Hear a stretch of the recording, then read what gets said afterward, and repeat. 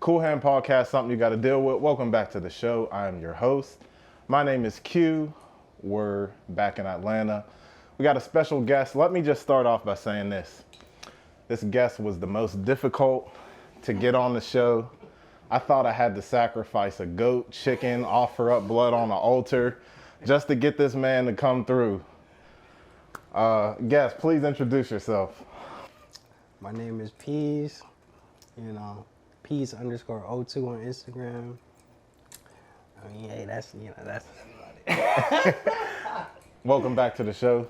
Thank you for making it. A lot has changed. A lot has changed since the last time that we talked. We interviewed in like 2021 or something like that. A couple years ago, I don't know. But since then, a lot has changed. You have the brand Castillet. I think, in my opinion, it's had a lot of success. There's been some changes within the brand that we'll talk about a little bit later. But what's new? Man, I'm rebranding. For a long time, I was doing things a way that when I really sat down, really what happened was I went through some stuff recently and I looked at the way that I was dealing with everything, even just in general, things in my life. And my perspective was through the lens of me as a child. Mm-hmm. And I saw that I was doing that with my brand, but it doesn't necessarily represent who I am now. So I was like, man, I have to change direction. So I already changed the logo. So what I've been trying to do is gear up for the rebrand. And instead of just marketing to people that I know, marketing to the world, I felt like I was kind of almost tailoring what I was making to fit people that wouldn't buy it if it was really what I wanted to do, and so in realizing that, I was like, man, I basically have to kind of start over, but I'm still going to make the pieces that I love. But as far as where I want to go with clothes and stuff like that, I'm going to be taking the road that I wouldn't have chosen earlier on. And some people are going to say it's a misstep because they're going to be like, man, I would never wear that. But I know that there's somebody out here in the world who will see it and be like, yo, that's it. You know what I'm saying? Yeah, you got philosophical quick. You didn't waste no time. No. It's all good. You took it there. So we're going to talk about that because I do want to talk about the rebrand and how it came about, because since our first interview over Zoom, you done had a couple pop-ups. You dropped, I don't even think you told me the name of the brand that was still in the works, or it was still kind of hidden. I don't know if there was like the trademark thing and all that. Oh, yeah. But the name came out, Castillet. The fittage dropped. Right. You had the first pop-up in New York. Yeah. You had a second pop-up in Atlanta, which we got to, me and my friend got to attend, which was great. Then just saw you a couple months ago in Charlotte with Zoomin Live Third Hand Aesthetic and Manor Archives.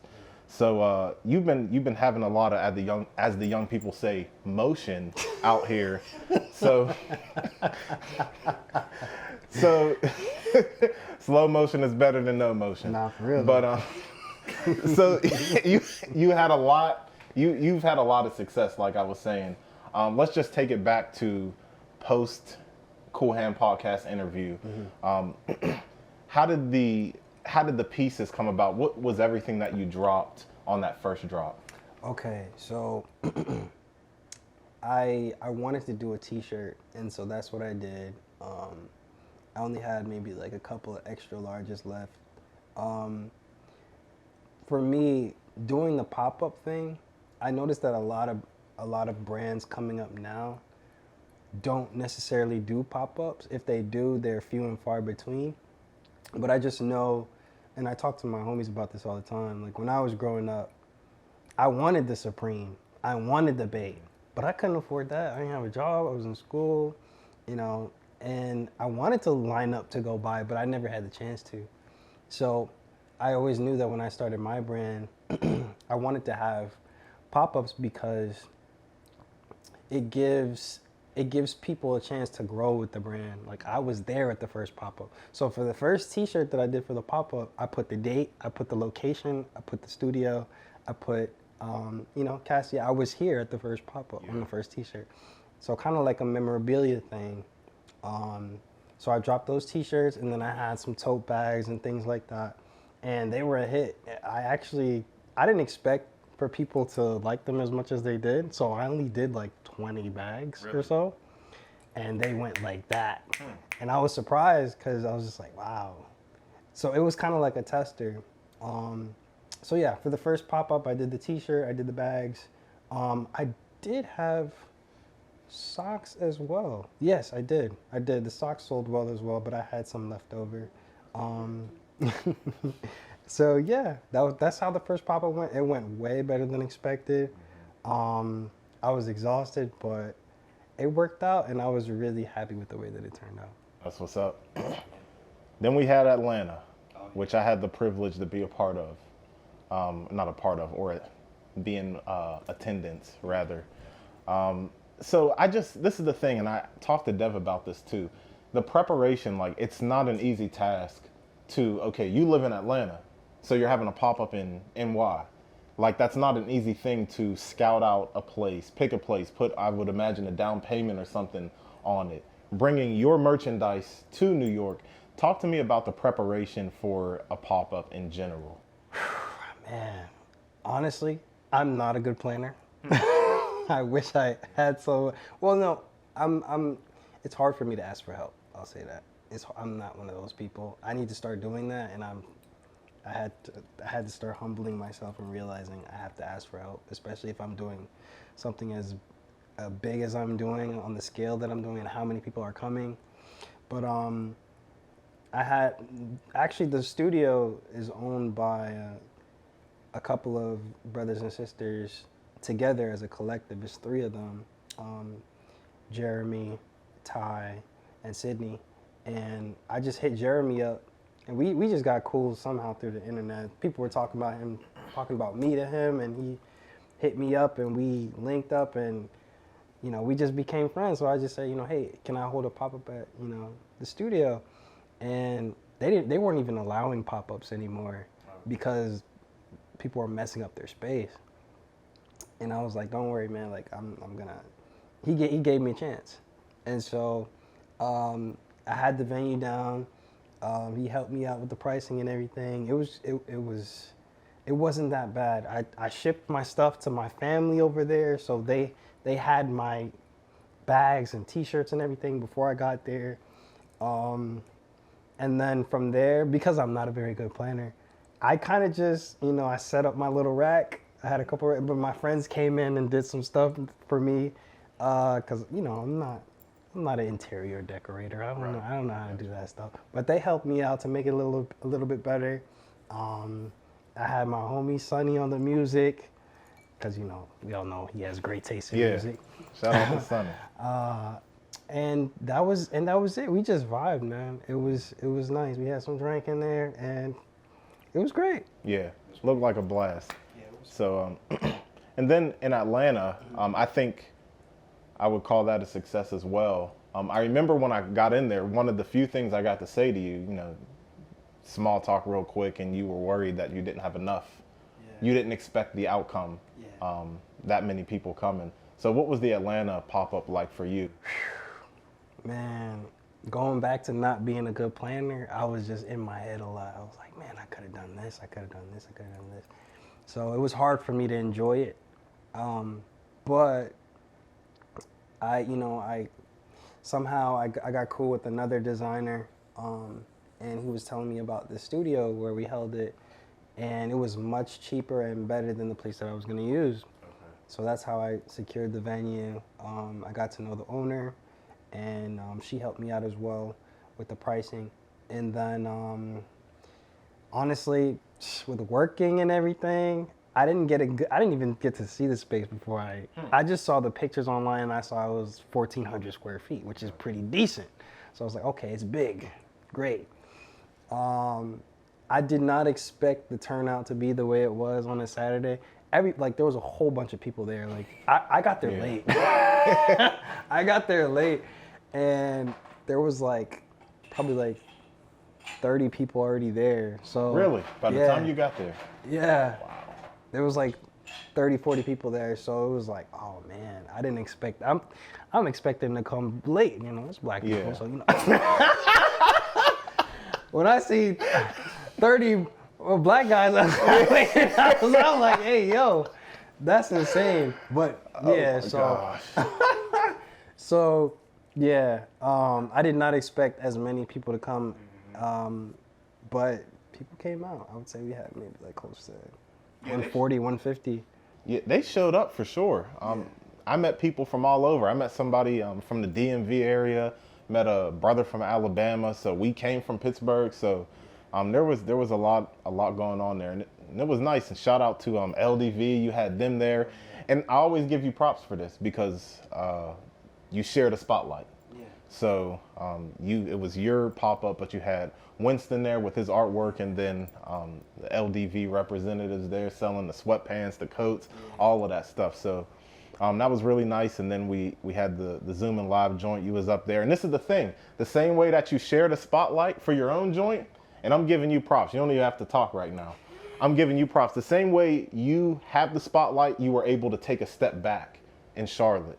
So when you got there, I remember, you know, giving greetings or whatever, and I'm like, you need help with anything? It's like, I don't have that much. I'm just, you know, this is Dev's joint. Like, I'm just, you know, supporting the homie. So, you know, shout out to you for that too, you know. Thank you. And when we talked to Dev, either on camera or off camera, he was talking about how he appreciates the friendship that he was able to forge with you and some of the other homies here. So, shout out to all y'all creatives out there. Now back to Castillet. So, let me know, and for the people out there, a little more about some of the pieces that you dropped. You had the t-shirt, you had the tote bag, then you ended up dropping a fitted that I had, and some more socks. So when it comes to the pieces before your whole rebrand, what were the idea behind these pieces? What did you want people, what was the appeal to them? What were you selling about it? So the fitted was probably it had the most meaning behind it. I was trying to, so I kind of explained it when we had the first interview, but I didn't explain it very well. For me personally, my clothing, how I express myself through dress, kind of became a big part of my identity. And some people are gonna say that's shallow. And I understand why they would say that. But coming from the background that I come from and how I really hadn't been exposed to a lot of culture through my family, I had to find something that made me proud of myself and where I could feel like I could easily identify who I was. And so the fitted allowed me to do that. That was the first piece that I was able to do that. I had the hand, the Statue of Liberty green on it, and then the Olympic 96 torch. Yeah. So, you know, born in New York, raised in Atlanta, it held a lot of significance for me. As far as, you know, the other stuff that I created up to that point, it was more so being a part of the brand, being able to experience Castillet, the pop-up, you know, having, you know, the date on the t-shirt, like growing with the brand, you know. For some people, not everybody's into hats. A lot of people bought hats that weren't into hats before.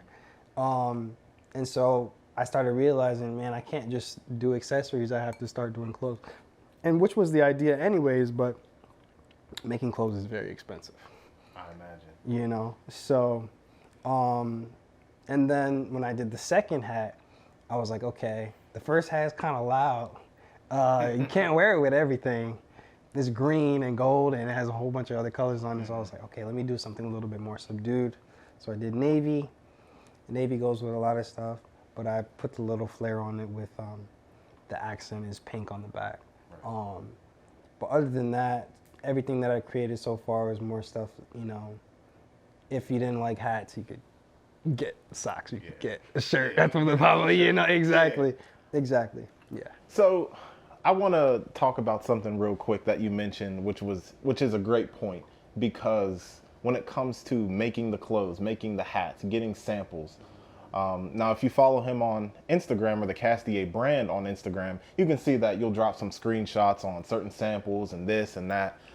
You said it's not cheap, which I know is a fact. I'm not even into it, but I know creating things, getting things in bulk is expensive. Paying for, I don't know if you pay for the samples and all this stuff. Let's talk about the financing of having your own clothing brand or your own brand in general. And you've alluded via Instagram that you're all out of pocket. Ain't no business loan, ain't no none of that. Yeah.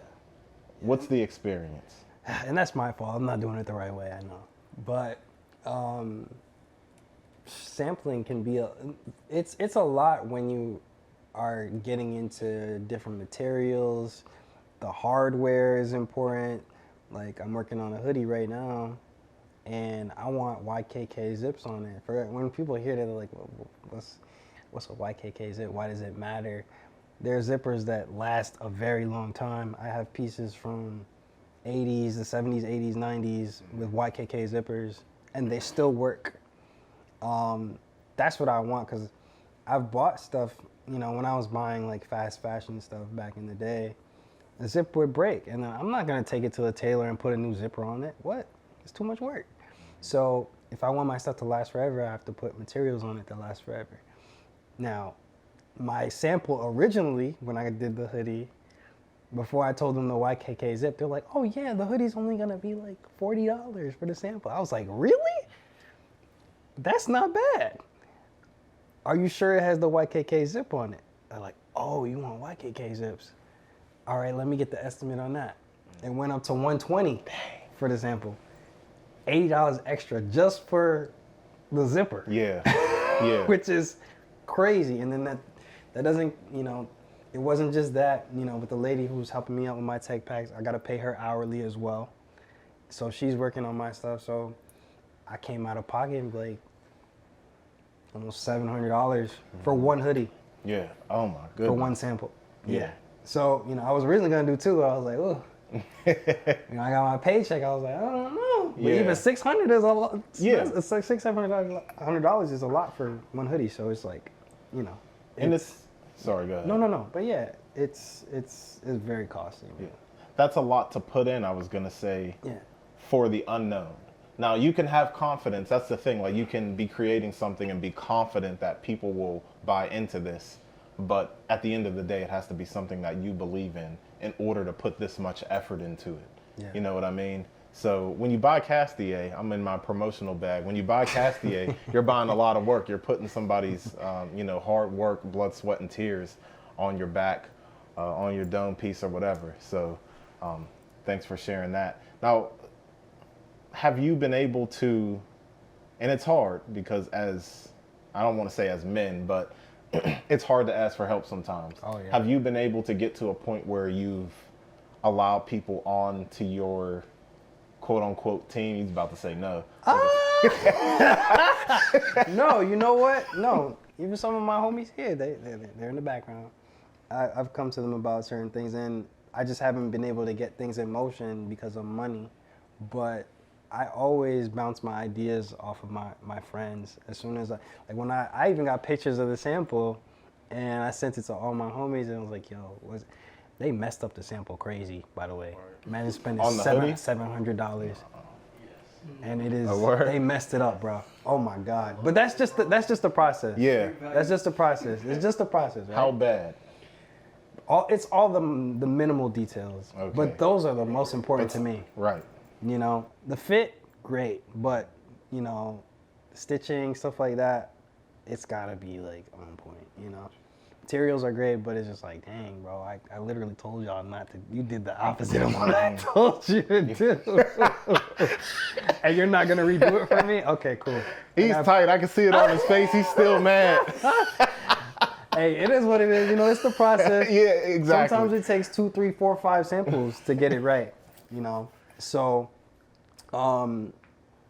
I can't not ask for help anymore. I know that. Like this next pop-up is going to be the best one thus far.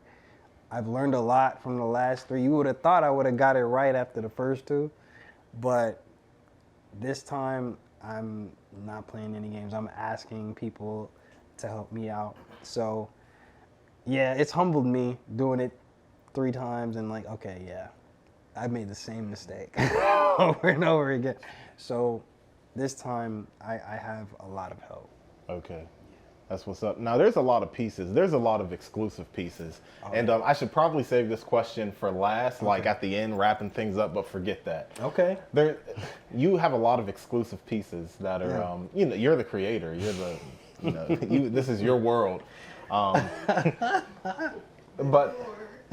for example, the Letterman jacket. Yeah. Now, on the way down in November, I'm driving down. I'm like, I bet the Letterman jacket's gonna be here because I saw it on your Instagram story. I'm like, this is too crazy not to be here. I didn't see the Letterman jacket. Yeah. You have a fitted that I don't think dropped. Yeah, I have plenty of them. You got a lot of them Jones. Yeah. Yeah, he's bragging in the background. This is his house, so I ain't gonna say nothing. But were those ever going to come out? Because I can't be the only one who's wondering. So look, when I started making stuff, I was like, man, I don't want to wear other stuff anymore. I want to wear my stuff. So if you see me outside, you see me with my stuff on, you know, for the most part, at least the hat. So I made a lot of pieces for myself. And then, you know, my homies hit me up, yo, I need this, da da da da. But even the sample for the hats, for me to do a sample hat, it's $100 for one. So everybody's asking me for, you know, samples, but I'm just like, man, like, it's not that, you know, yeah, you could pay $100, but I feel bad. I feel bad doing that, you know? And then people see it and they're like, yo, where's that one at? And I'm like, hey man, it's a sample. Like, it's not for the public, you know? But it's more me, like, it's more like proof of concept. So like I can actually see what it would look like in physical form. I can imagine it, but I do samples all the time. Okay. So there's a process to, and also I'm trying to change the way that I do things and where I'm having things made. So it's just very expensive, but I will eventually bring those things to life. Yeah, the Letterman. Man, I spent $300 on that. I'm surprised you said 300. I felt like that had to be like 500, 600, just because I know something as hefty as a jacket. Yeah. Having your own stitching on it, it's a lot of money. It was a lot, but I am working on doing all those things. I'm actually working on doing a whole collection next year. Okay. A Letterman will be included in there. So. He said it, y'all. Yeah. Remember this. Yeah. Yeah, I want to do the Letterman. I want to do a couple jackets, actually. All that is riding on next drop, though, my next 2 drops. Because I realized I can't be making things in such a small quantity as I have before. Because I'm selling out, which is great. But in the quantity that I'm, like, it's a decent amount of money, but it's not enough to sustain an entire collection moving forward. It might be enough to do another drop of 1 or 2 items, which is not enough. So when I do this hoodie, it's gonna be a bulk order. It's still gonna be small. And also, here's another thing, for the people that see this, I'm gonna have exclusive colorways for the pop-up. Those will be more limited. But yeah, I'm trying to work it out to where it's worth my while dropping this time. Instead of just giving people something that they would like, I have to make it worth my while as well. So all the things that you've seen, I will be dropping them eventually. They might look different. They'll look different for sure, because my taste has changed also since, you know, I created those things earlier, but they will be coming out, definitely. Okay. How would you describe before the rebrand, everything before the rebrand, how would you describe the pieces that have dropped, the pieces that people have bought? what I realized is it's what I've always wanted to create since I was a teenager. I made it, and that's something to be proud of. But I'm not a teenager anymore, so it doesn't necessarily represent who I am now. I still love those things, but I wouldn't necessarily wear it now. I will if it's like really hot outside. I want to be super casual, but that's just not what I've been on lately. So it just represents what I always envisioned myself as a child. So like fitted caps, I based that off of it reminded me of the Olympic snapbacks that I used to wear, but I was never into sports for real. Mm-hmm. I just loved the look of it. The Jordans, the shorts, I loved that stuff. And I still do, but I wouldn't necessarily wear it now, It doesn't, I don't feel like it represents who I want to be or who I am anymore.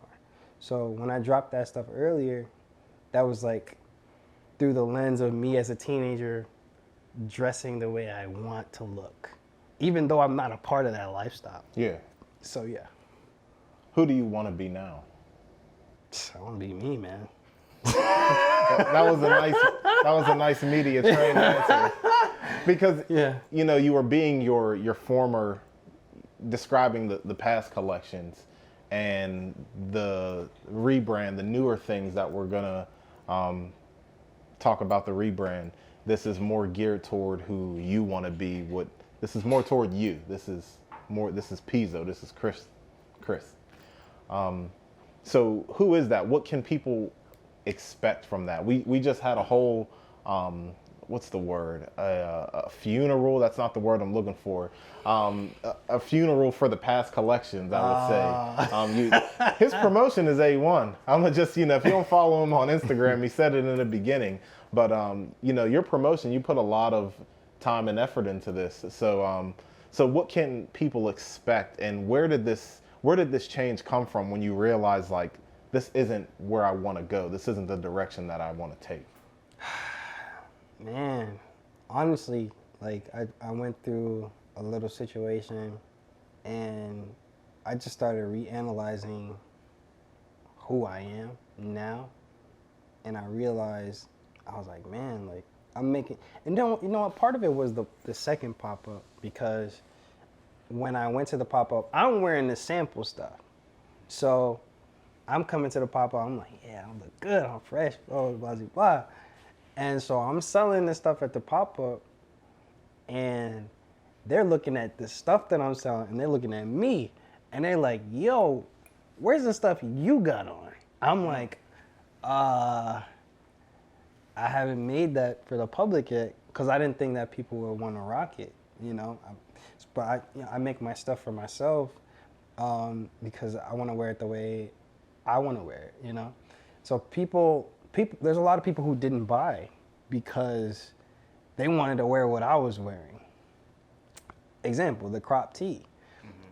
But I was in shock. I was like, you guys want to rock the crop tee? I didn't see that coming.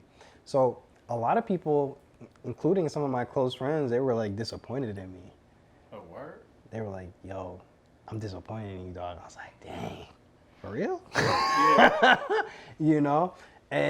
But I'm glad that they were comfortable enough to just come out the woodworks and just say that to me, because I needed to hear that.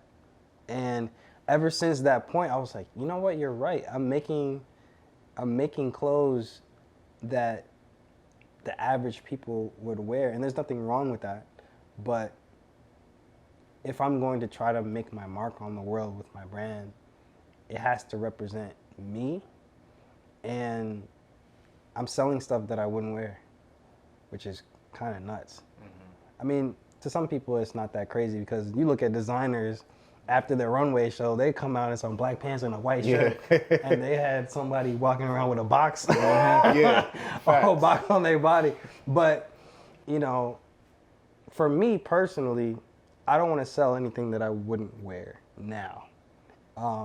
It feels kind of disingenuous, especially if the brand is based on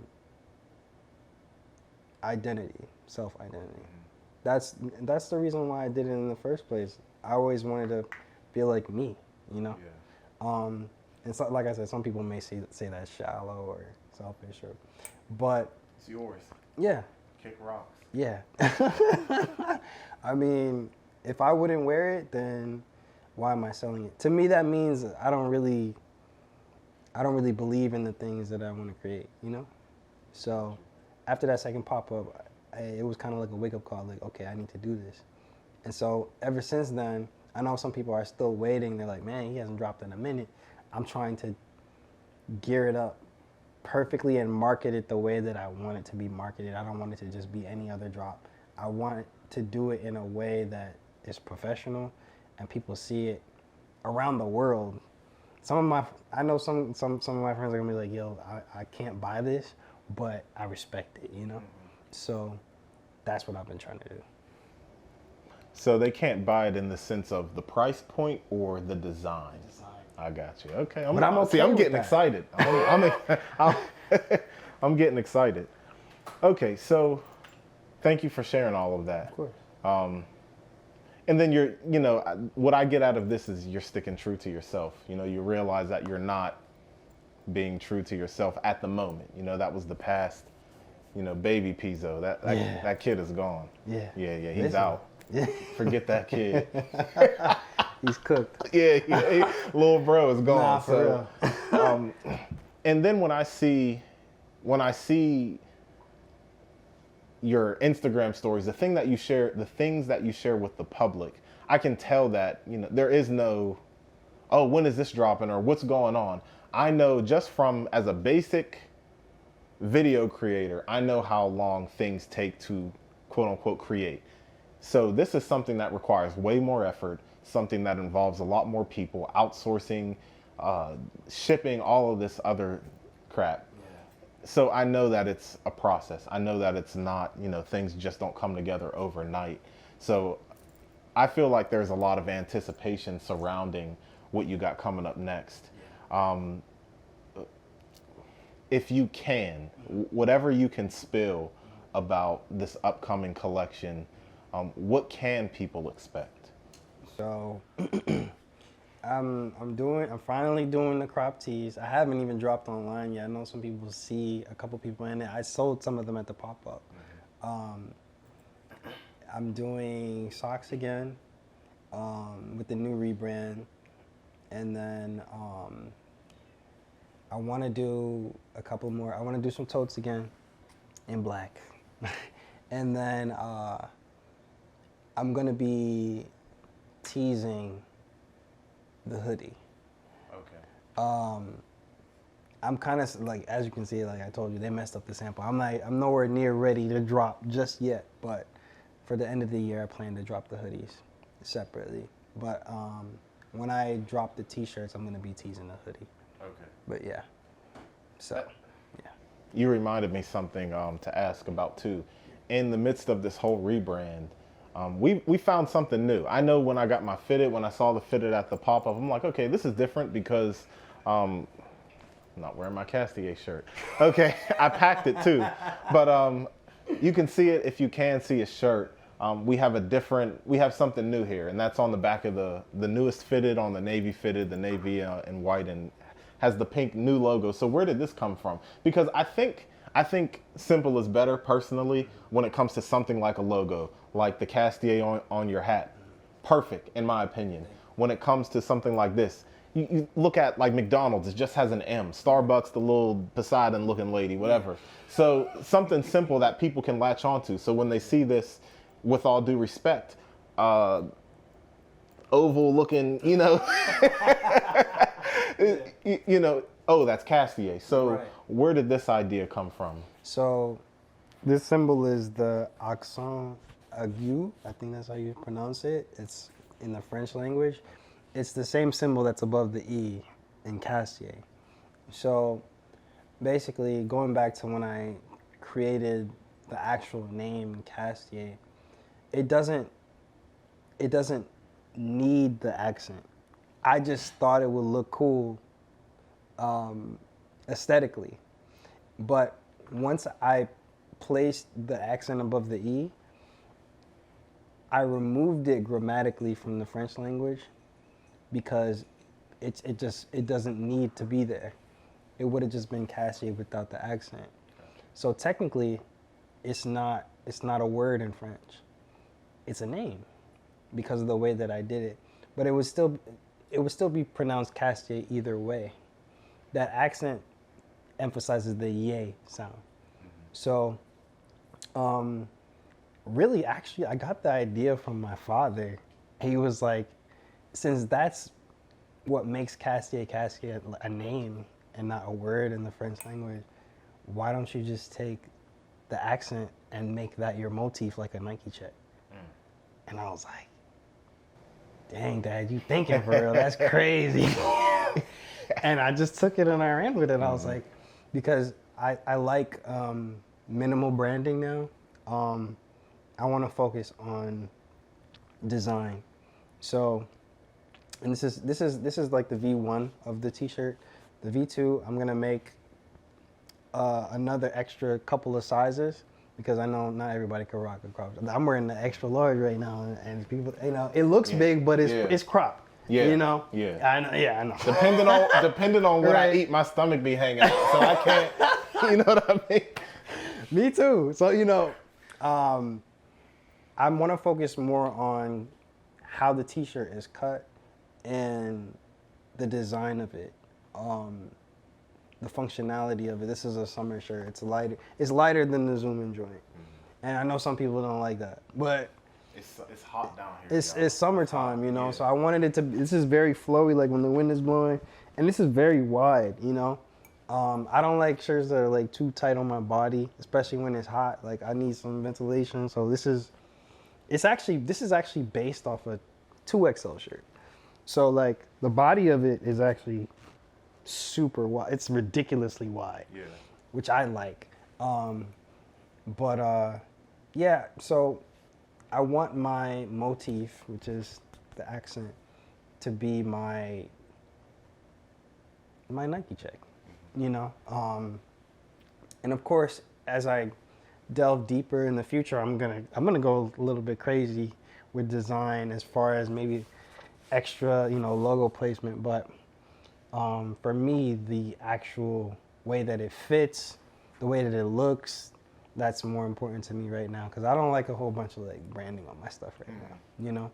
I feel like it's a little gaudy, but yeah, I'd rather focus on the fit of it and comfortability than just like having like a Gucci monogram type thing. You know what I'm saying? I'm gonna do it eventually. I have to, but I'm just big on design language. Yeah, establish that first before you get into the Castillet. Yeah, exactly. Castillet, Exactly. Yeah. And I may not ever do that crazy like that, but something. People like stuff like that, so it would be cool to have too. It would be cool to have. Yeah. Like I get it. Like you make things for yourself, but okay, here and there, let me make something that everybody will just like. Exactly. Okay. Now, unless I missed something, and you're on your own timetable as well, but I don't think we ever got did we ever get the meaning behind Castillet? Yeah. So like I mentioned earlier, it is a name. So that same thing that I mentioned earlier, I removed it from the French language. That means I can assign a meaning to it because it's not a word, it's a name. So basically, when I really thought about it, because one of my big homies, he was like, "What does it mean?" And I was like, "It was taking me too long to explain." But basically, Castillet represents my journey of self-identity, and the goal is to help someone to find a piece, whatever it may be that I create, that represents them through clothing, kind of like how Dev mentioned in his interview for Zoomin. He said he was getting these shirts and they were too long. He was like, it's not me, man. Yeah. So the goal is to help anyone who, wants to express themselves through clothing to find a piece that allows them to be who they are. That's what clothing has always been for me, like being able to establish like this is who I am. People identify me through my clothing now. They're like, oh, that looks like a Peez, da da da da, or that. Yeah. You know, it sounds kind of cringe, but it's kind of cool at the same time. Like, people associate me with stuff that may not be considered normal, you know, or You're a brand at this point. basically. Yeah. Like your personality is a brand at this point. Yeah. Outside of Castillet. Yeah. And I hope that one day, through my design language, I'll be able to separate myself, and it'll just be, yeah, Cassie has this silhouette that's crazy, or, you know, and it won't have to have my name associated with. That's what the rebrand is about, for me to be able to kind of separate myself from it eventually, and just have the clothes that I create speak for themselves. What's your favorite piece so far that's dropped? That's dropped. Man, I'm not gonna lie. I think it was the first hat. The first hat. Even though I may not rock it right now, it's very colorful, and you know, it just reminds me of when I was younger. I feel like it's the best.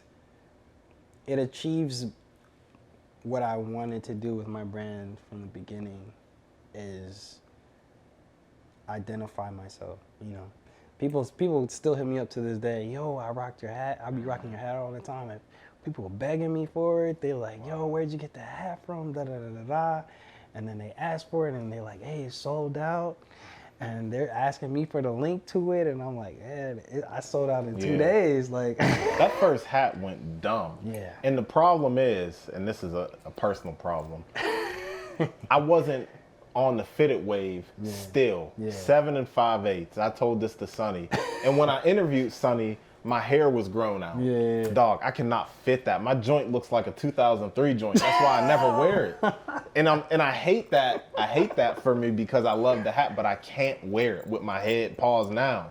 So it's frustrating, because like the first hat goes dumb, but I can't never rock what's it. your size? I'm 7 3/8. 7 3/8. When I got your second fitted, that's when I realized, I was talking to the nice lady that you had up front. I'm like, I need to try on something so I know my size.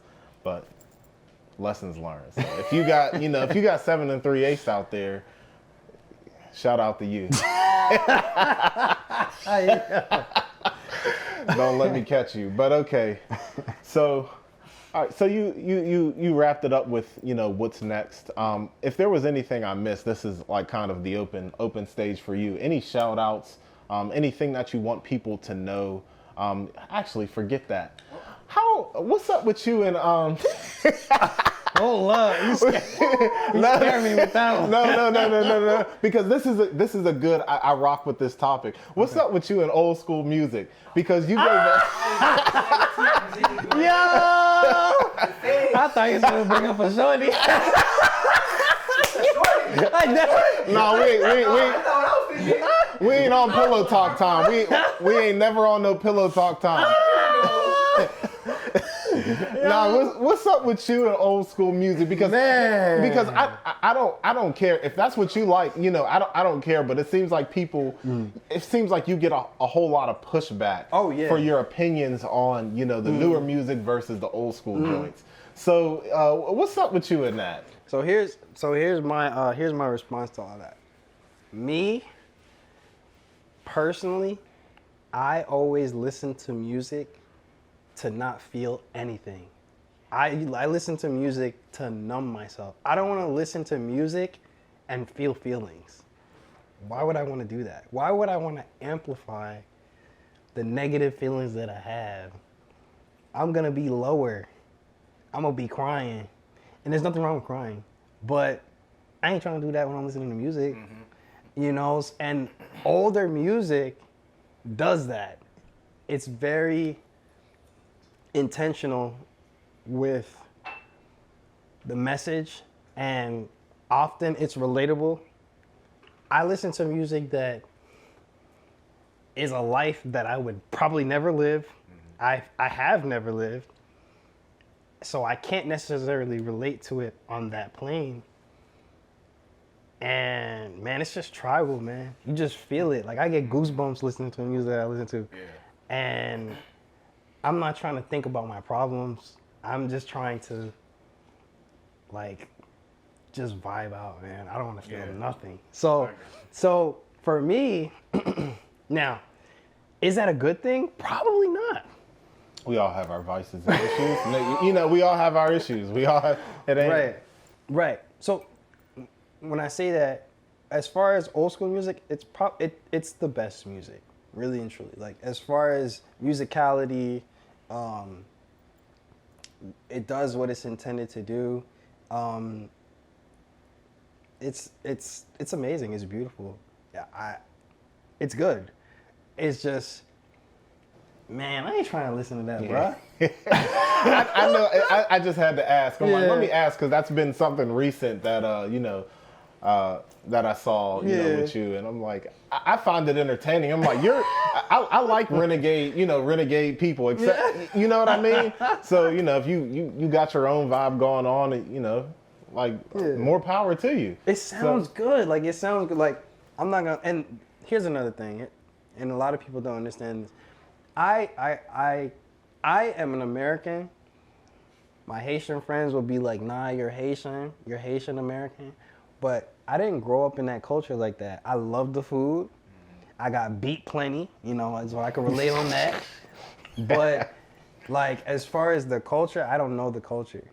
And that's what really inspired me to make Castillet. Like that's what all of that, me not being exposed to the culture that I come from, even from my mom's culture, she's from St. Vincent, she's not American. I felt like I was forced into who I am today, but I'm glad because there's a lot of people like me, and people just don't know it. Like I didn't listen to Michael Jackson until after he died. I didn't listen to Tupac or Biggie till right before the pandemic. Hey, I know it sounds crazy, but that's my experience though. That's your story. And so, old music, my parents never listened to old school music. We listened to the music that was current to the time. So when I was a kid, I remember, and this is my mom's music, Backstreet Boys, NSYNC, early Usher. Yeah.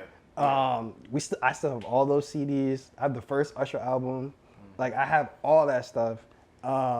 So I didn't start hearing that old school music till I moved here, and I got invited to the cookout. Yeah. And so they playing this music and they doing line dance. I'd never seen a line dance before. I was like, what are they? I was disgusted. Yeah. I'm not gonna. I know some people. Hey, I'm not gonna lie. I was like, what are y'all doing? Yeah. So look, I know it sounds crazy. It sounds crazy. I know some people are gonna like really side eye you like this. Oh, what? But that's just my experience. Mm-hmm. And so look, once I started getting into like the underground SoundCloud stuff, I was like, oh man, this right here. Yeah. This is it. Yeah. Man. But it's because I could disconnect. You know what I'm saying? I wasn't able to do that before I got to that music. I was always feeling it, but during that time period of my life, man, I was at my lowest, and that music it didn't help me cope with it. It made it worse, and like I said, it's not necessarily a good thing. I know that, but man, that music got me in a chokehold, bro. Got you. And I quit it for a while. Mm-hmm. I stopped listening to rap for like a lot of the pandemic, and I'm not gonna lie, my life was better. But rap is the devil music. No, I wouldn't even say that. It's just like, but when I started going through it again, I was like, okay, let me go back. To disconnect. It's a form of disconnect. Right. Us as black people, we don't go to therapy. And I'm not trying to, keep that stigma because I done went to therapy. I'll tell you this, I'm not trying to turn this into a mental health discussion. Right. And I'm not trying to, be with the stigma. I'm like, this don't work. I'm out. Yeah. I'm not going to pay the copay every time to go see this lady, and she ain't doing nothing for me.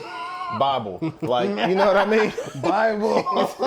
Nah, that's real though. That's real. But we have our different ways to cope with things. Not saying it's good, not saying it's bad. Right. But you're telling your story. So Exactly. All right, I had to throw that in there. Exactly. Hey, no, perfect. No, I'm glad I got to explain it because I know some people was looking at me crazy. Yeah, I feel like you be turning heads every time you throw something out there about old music. So okay. Last but not least, any last words, any shout outs, any sneak disses, I always give. Wow! I always give any sneak disses, any shout outs. I don't have no beef right now. I did, but I'm good now. I'm good. I got my little. I'm good. No one has ever dissed anybody. I would take it out if they did. I always give the option to, while we're here. Old me would have been good for it, but I'm not gonna do it. I want to shout out, first of all, my boy Ruben for letting us use his humble abode. Yes. On this He came through. Expensive couch.